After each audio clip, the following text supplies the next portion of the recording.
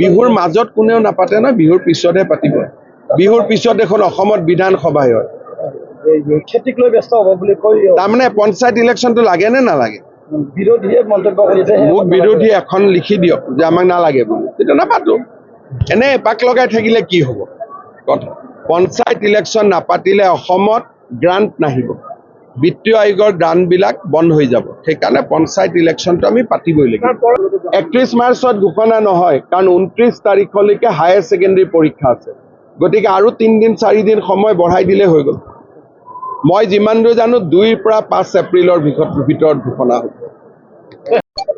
বিহুৰ মাজত কোনেও নাপাতে না, বিহুৰ পিছতহে পাতিব। বিহুৰ পিছত এখন অসমত বিধানসভা হয়। খেতিক লৈ ব্যস্ত হ'ব বুলি কৈ তাৰমানে পঞ্চায়ত ইলেকশ্যনটো লাগে নে নালাগে? বিৰোধীয়ে মন্তব্য কৰিছে। মোক বিৰোধী এখন লিখি দিয়ক যে আমাক নালাগে বুলি, তেতিয়া নাপাতো। এনে এপাক লগাই থাকিলে কি হ'ব? কথা পঞ্চায়ত ইলেকশ্যন নাপাতিলে অসমত গ্ৰাণ্ট নাহিব, বিত্তীয় আয়োগৰ গ্ৰাণ্টবিলাক বন্ধ হৈ যাব। সেইকাৰণে পঞ্চায়ত ইলেকশ্যনটো আমি পাতিবই লাগিব। 31 মাৰ্চত ঘোষণা নহয়, কাৰণ 29 তাৰিখলৈকে হায়াৰ ছেকেণ্ডেৰী পৰীক্ষা আছে। গতিকে আৰু 3 দিন 4 দিন সময় বঢ়াই দিলে হৈ গ'ল। মই যিমান দূৰ জানো 2 পৰা 5 এপ্ৰিলৰ ভিতৰত ঘোষণা হ'ব। বিহুৰ মাজত কোনেও নাপাতে না, বিহুৰ পিছতহে পাতিব। বিহুৰ পিছত এখন অসমত বিধানসভা হয়। খেতিক লৈ ব্যস্ত হ'ব বুলি কৈ তাৰমানে পঞ্চায়ত ইলেকশ্যনটো লাগে নে নালাগে? বিৰোধীয়ে মন্তব্য কৰিছে। মোক বিৰোধী এখন লিখি দিয়ক যে আমাক নালাগে বুলি, তেতিয়া নাপাতো। এনে এপাক লগাই থাকিলে কি হ'ব?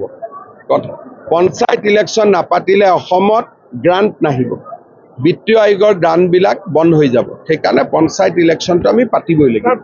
31 মাৰ্চত ঘোষণা নহয়, কাৰণ 29 তাৰিখলৈকে হায়াৰ ছেকেণ্ডেৰী পৰীক্ষা আছে। গতিকে আৰু 3 দিন 4 দিন সময় বঢ়াই দিলে হৈ গ'ল। মই যিমান দূৰ জানো 2 পৰা 5 এপ্ৰিলৰ ভিতৰত ঘোষণা হ'ব। বিহুৰ মাজত কোনেও নাপাতে না, বিহুৰ পিছতহে পাতিব। বিহুৰ পিছত এখন অসমত বিধানসভা হয়। খেতিক লৈ ব্যস্ত হ'ব বুলি কৈ তাৰমানে পঞ্চায়ত ইলেকশ্যনটো লাগে নে নালাগে? বিৰোধীয়ে মন্তব্য কৰিছে। মোক বিৰোধী এখন লিখি দিয়ক যে আমাক নালাগে বুলি, তেতিয়া নাপাতো। এনে এপাক লগাই থাকিলে কি হ'ব? কথা পঞ্চায়ত ইলেকশ্যন নাপাতিলে অসমত গ্ৰাণ্ট নাহিব, বিত্তীয় আয়োগৰ গ্ৰাণ্টবিলাক বন্ধ হৈ যাব। সেইকাৰণে পঞ্চায়ত ইলেকশ্যনটো আমি পাতিবই লাগিব। 31 মাৰ্চত ঘোষণা নহয়, কাৰণ 29 তাৰিখলৈকে হায়াৰ ছেকেণ্ডেৰী পৰীক্ষা আছে। গতিকে আৰু 3 দিন 4 দিন সময় বঢ়াই দিলে হৈ গ'ল। মই যিমান দূৰ জানো 2 পৰা 5 এপ্ৰিলৰ ভিতৰত ঘোষণা হ'ব। বিহুৰ মাজত কোনেও নাপাতে না, বিহুৰ পিছতহে পাতিব। বিহুৰ পিছত এখন অসমত বিধানসভা হয়। খেতিক লৈ ব্যস্ত হ'ব বুলি কৈ তাৰমানে পঞ্চায়ত ইলেকশ্যনটো লাগে নে নালাগে? বিৰোধীয়ে মন্তব্য কৰিছে। মোক বিৰোধী এখন লিখি দিয়ক যে আমাক নালাগে বুলি, তেতিয়া নাপাতো।